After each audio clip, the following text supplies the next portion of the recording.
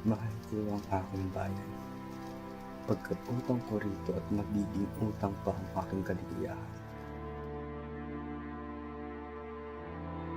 Marami akong kapaniwalaan sa Diyos, sapagkat nawalan ako ng pananalig sa tao. Halos 7 taon akong naiwalay sa aking bansa. Ang sabi ng ilan, marahil nakalimutan mo na ang nakatungkol dito. Medyo ang kabaliktaran. Kahit na ang aking bansa ay tila nakakalimutan ako.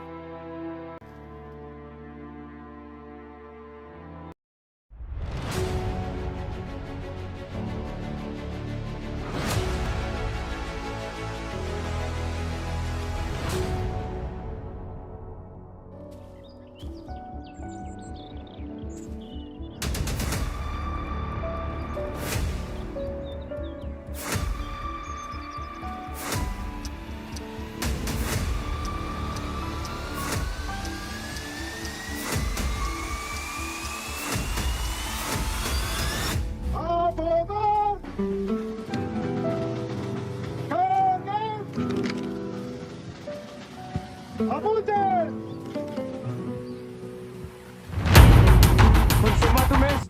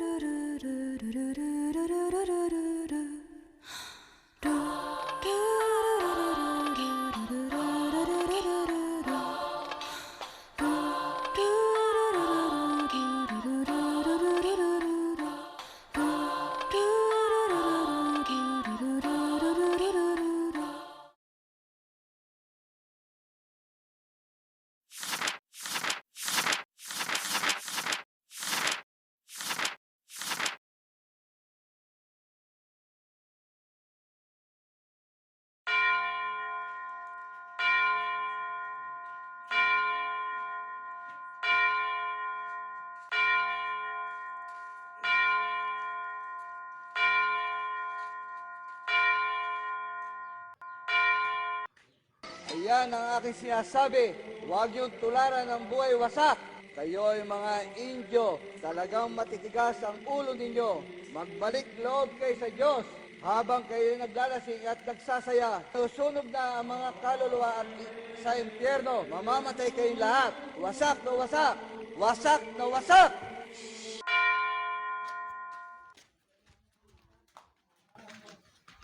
Ingat ka.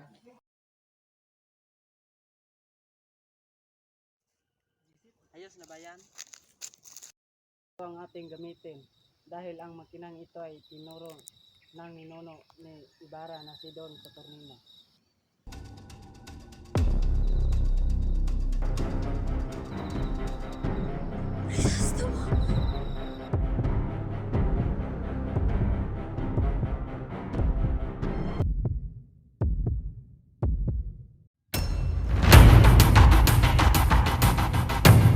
Ay, si Ibarra! Ang taong dilaw ang namatay. Salamat sa Diyos.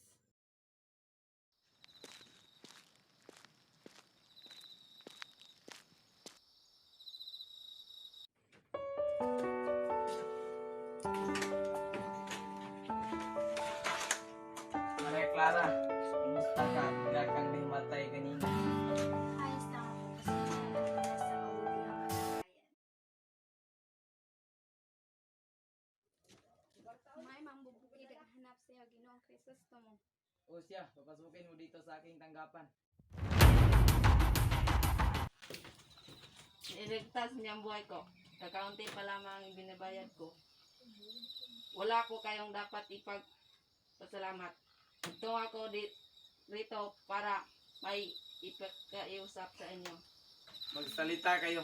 Kung may nagtangkang alamin ang katotohanan, ay huwag ninyong mabanggit kahit kanino man ang ibinubulong ko sa inyong babala sa simbahan.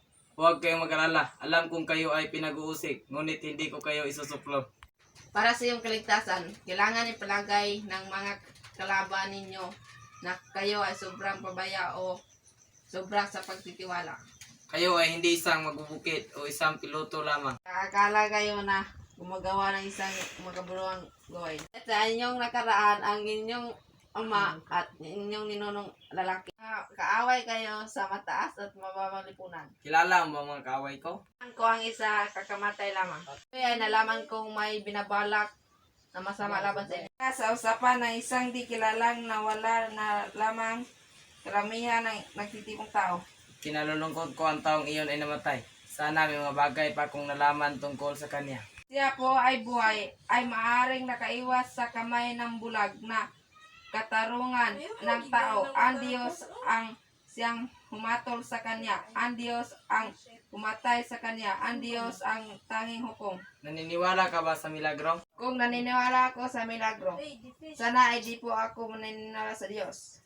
Maniniwala ako sa isang taong banal na ang paghuhugos at malapit nang bumagsak ang bato ay sinunggaban ko ang salarin at tumabi ako sa kanya. Siya ang namatay at ako ay nagligtas at hindi nasaktan. Kung ganon, kayo ang nagligtas sa akin. Hawakan ko siya sapagkat ibig takasan ang masamang balak sa inyo. Nakita ko ang kanyang kasamaan, kaya't masabi kong ang Diyos ang tanging hukom na humatol sa tao. Siya ang tanging may karapatan ay kailangan man ay hindi dapat isipin ng tao na palitan ang Diyos. Sino ka ba? Ikaw ba ay nakapasok ng paralan? Ninais ko pong manalig ng buong puso sa Diyos dahil nawalan na ako ng pagtitiwala sa tao. Inyo ang inyong sarili para sa kapakanan ng inyong bayang tinubuan.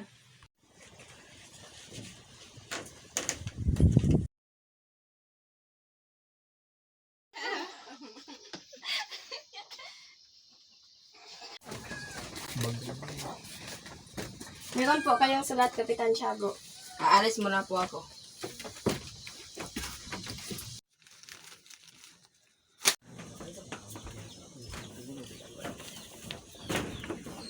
Ang general ay darating. Siya darating. Sagutin mo naman ako. Ang kanyang kamahal. Tama rin yung gobernador. Kung hanggang kailan titigil ang gobernador general? Ako katitiyak. Mahilig kasi sa sorpresa ang kanyang kamahalan.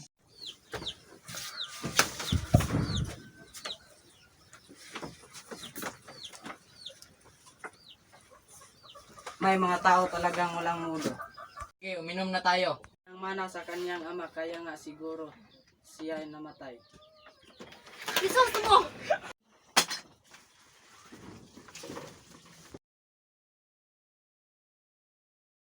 Alam niyo, hindi dapat yung ginawang pare. Sapagat alagad siya ng Diyos.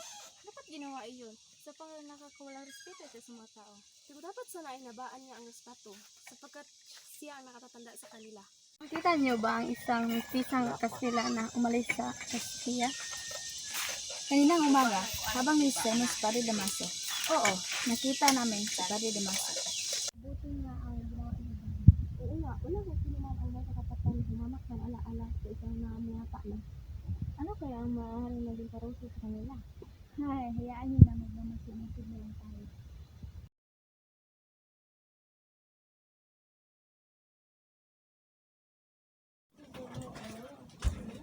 Anong nangyari sa'yo, Tiago? Sinabi ni Padre Damaso na hindi na raw itutuloy ang kasal ni Cristomo Ibarra at Maria Clara. Kaya ito, Ano po iyon, Ama? simula ngayon, iwasan mo na si Cristomo Ibarra. Hanggat hindi pa inalis ng mga pare ang excommunicado niya. Pero Ama, Wala lang piro-piro.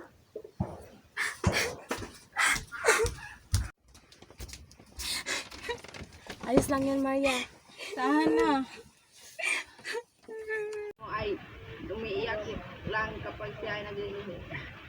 Tumigil ka na sa iyong pag-iyak, baka mamugto ang iyong mata. Kapitan General! Kapitan General!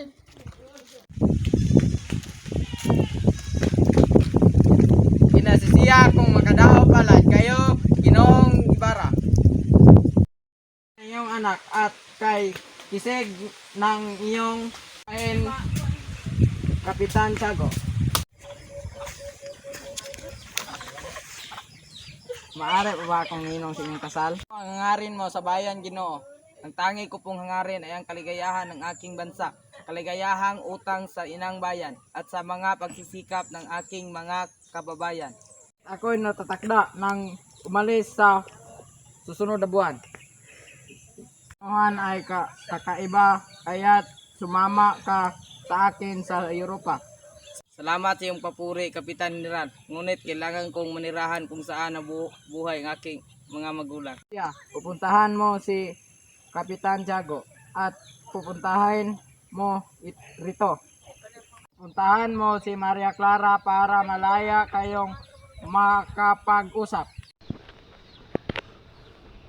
Kaya Clara, sinasabi na ito gusto mo sa iyo na hindi ka na niya nakakausap at siya tutungo sa dulaan pagsapit ng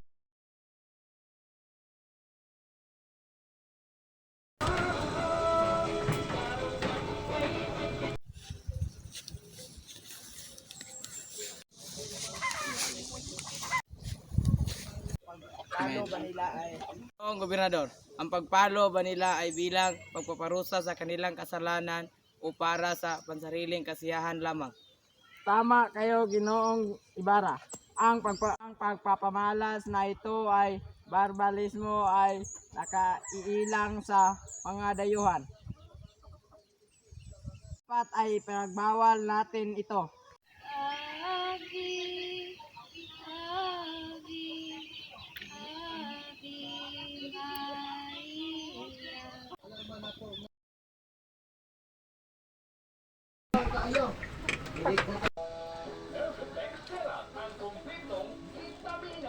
Boss, mas maganda pa ako dyan sa McLaren yan. Sa totoo lang, hindi siya nakakalahati sa akin. Ewan ko ba't marami na nagagandahan sa kanya. Eh kung iisipin mabuti, wala siya sa kalahati ko. Pundiwat sa dilim. Pundiwat sa dilim. Kumanta ka. Sabi ng kumanta ka.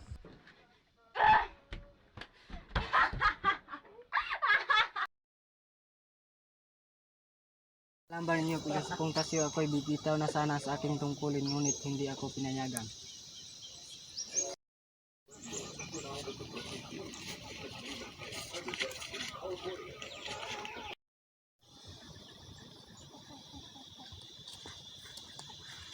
Magandang umaga sa iyo, Maria Clara, at magandang umaga sa lahat ng narito. Maaari mo bang patigilin si Bara? Hindi ko maaaring gawin yon sapagkat malaki ang ibinigay niya. Ako'y alis muna sandali sapagkat meron ako nakalimutang sipanan. Ngunit babalik rin ako kaagad. Ipatigil ang palabas dahil hindi makatulog sa ingay ang Alperes at si Doña Consolacion. Hindi maaari.